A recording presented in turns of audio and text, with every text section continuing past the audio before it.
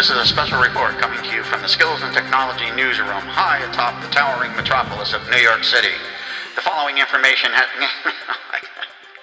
Oh my God, I can't really do this for real. Anyway, here you go, Lou. Take it away.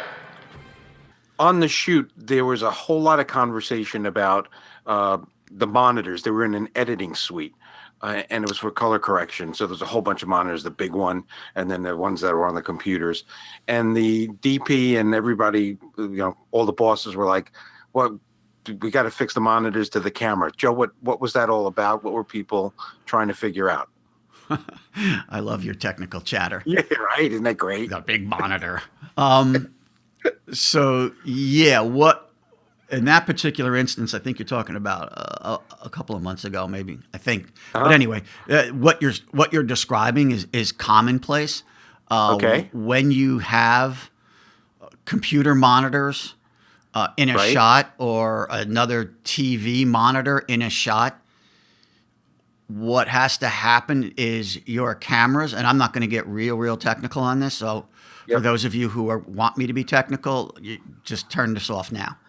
So what you're talking about, there's something called frame rate, and your frame rate or your frequency is you're clipping off literally snapshots.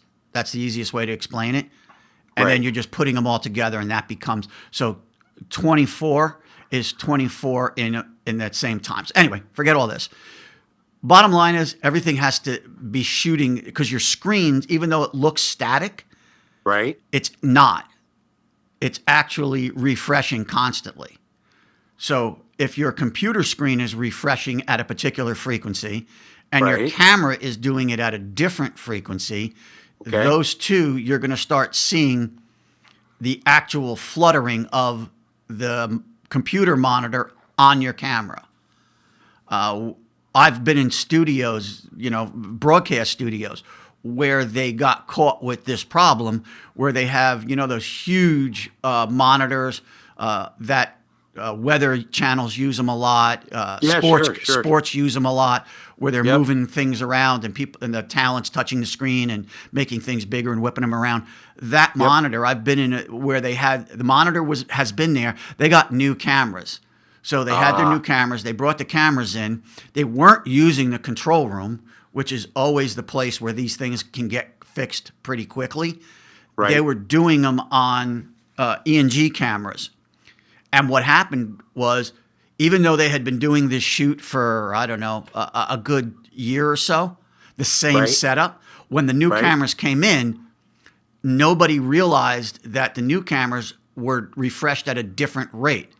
So what the trick was, the technical managers came in and said, oh, well, both of these have to be at the same frequency. So he started tweaking the cameras, and we couldn't get the camera to find the same refresh rate that was on the monitor. So then the next step was to go to the monitor and change that. Unfortunately, there was no time to do all this because nobody had checked this beforehand. So we had talent on the set. We had all the producers were on the set. We were ready to go. And, they'll give you about 3 minutes to sort things out. Okay. And that's about it. Then it's going to be, okay, well, what do we do? Well, what do we do was go get the old cameras. Bring the old cameras in, shoot this thing the way it was.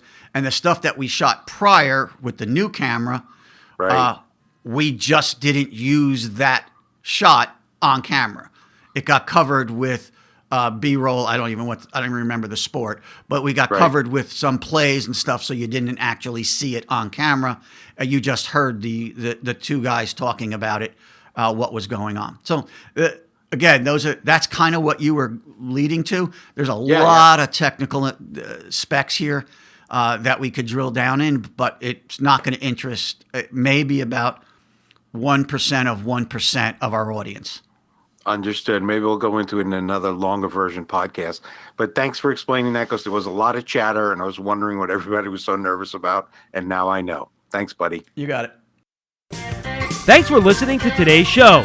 We've got some really exciting online courses coming up on ferocity.com. See for yourself the exclusive details at ferrocity.com and make sure you get on board for early notification of class openings, enrollment opportunities, and founding member benefits. Details at ferrocity.com.